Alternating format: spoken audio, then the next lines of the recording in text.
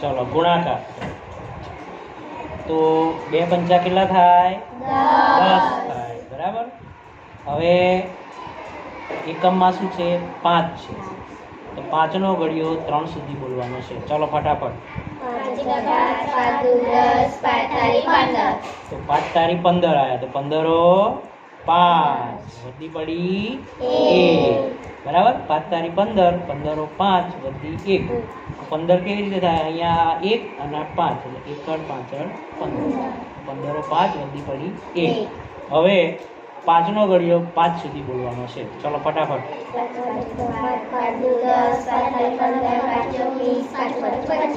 5 5 25 માં 1 ઉમેરવાનો છે. કેટલા થાય? 26. તો 2606. અહીંયા 26 મુકાય નહીં, કારણ કે હજુ દાખલો આપણે આગળ ગણવાનો છે. 2606 વધી પડી 2. વધી એના બાજુવાળા આંકડા ઉપર મૂકવી પડે. એટલે 2606 વધી પડી 2. 2606 વધી પડી 2. બગડ છગડ 26 થાય એટલે વધી 2. ચલો 5 નો ઘડિયો 4 સુધી બોલો. 5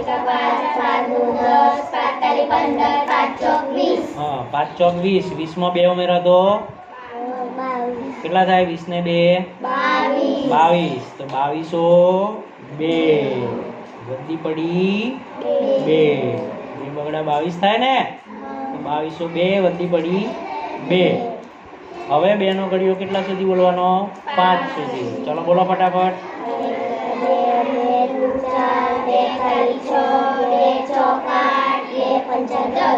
2 પંચા 10. 10 માં 2 ઉમેરો કેટલા થાય?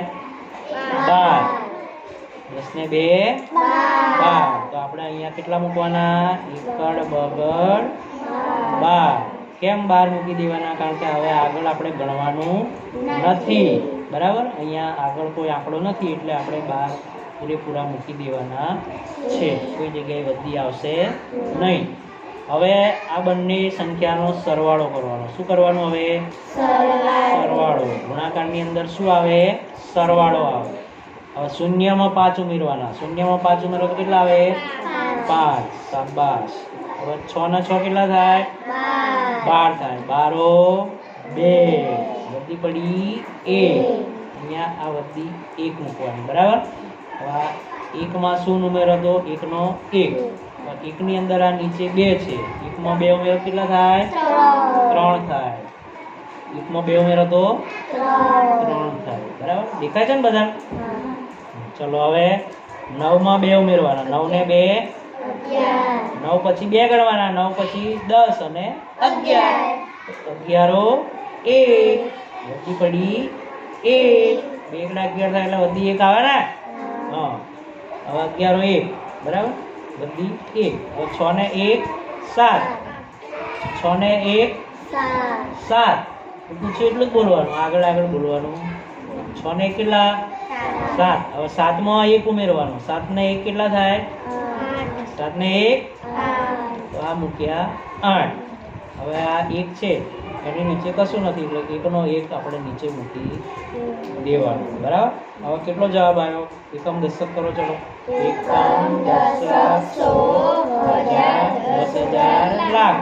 એટલે કેટલો જવાબ કહેવાય? 1,81,325. કેટલો આવ્યો જવાબ? 1,81,325. આ રીતે આપણો ગુણાકારનો દાખલો ગણવાનો છે. 2 આંકડાની સંખ્યાવાળો ગુણાકારનો દાખલો છે. બરાબર. હવે એ જ રીતે જો 3 સંખ્યા કરવી હોય તો અહીંયા 2 સંખ્યામાં ગુણ્યાનું 1 શૂન્ય મૂક્યું. નીચે જો 3 આંકડાની સંખ્યા હોય તો ગુણ્યાના કેટલા શૂન્ય આવે? 2 આવે. નીચે જો 3 આંકડાની સંખ્યા હોય તો કેટલા શૂન્ય આવે? 2 આવે. પણ નીચે 4 આંકડાની સંખ્યા હોય તો 3 શૂન્ય આવે. બરાબર. 1 આંકડાની સંખ્યા હોય તો કશું આવે. 2 આંકડાની સંખ્યા હોય તો 1 શૂન્ય. 3 આંકડાની સંખ્યા હોય તો 2 શૂન્ય. 4 આંકડાની સંખ્યા હોય તો 3 શૂન્ય. બરાબર. તો આ રીતે આપણે ગુણાકારના દાખલા ગણવાના છે. હવે આવડે કે ના આવડે? ખબર પડી ગઈ ને આ રીતે ગણાય? ચલો ગણવા મળો. હો બીજી સંખ્યા જાતે લખીને ગણો.